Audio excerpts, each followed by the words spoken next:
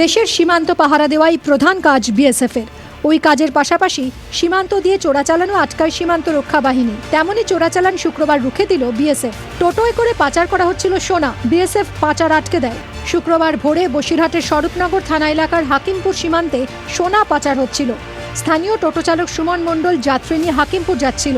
সন্দেহ হওয়ায় বিএসএফের ১১২ নম্বর ব্যাটালিয়নের কমান্ডিং অফিসার স্বরূপ কুমার গগৈয়ের নেতৃত্বে জওয়ানরা টোটো দাঁড় করান। গাড়ি তল্লাশি শুরু করেন জওয়ানরা। টোটোর যে জায়গায় ব্যাটারি লাগানো থাকে সেই জায়গা খুলতেই দেখা যায় সেখানে রয়েছে ৬টা সোনার বিস্কুট। বাজেয়াপ্ত করা হয় সোনার বিস্কুটগুলো। সোনার বিস্কুটের বাজার দর কমপক্ষে ৪০ লক্ষ টাকা। বিস্কুটগুলির মোট ওজন ৭০০ গ্রাম। জওয়ানরা প্রথমেই আটক করেন টোটো চালক সুমনকে। পরে তাকে স্বরূপনগর থানার পুলিশের হাতে তুলে দেওয়া হয়। পুলিশ তাকে গ্রেফতার করেছে। বাজেয়াপ্ত হওয়া সোনার বিস্কুটগুলো তেঁতুলিয়ার শুল্ক দপ্তরের অফিসারদের হাতে তুলে দেওয়া হয়। বিএসএফ অফিসারদের অনুমান সোনার বিস্কুটগুলো ইন্দোনেশিয়া থেকে আনা হয়েছে। সোনা পাচারে কারা জড়িত তার তদন্তও শুরু হয়েছে। Bureau report, TV9 Bangla.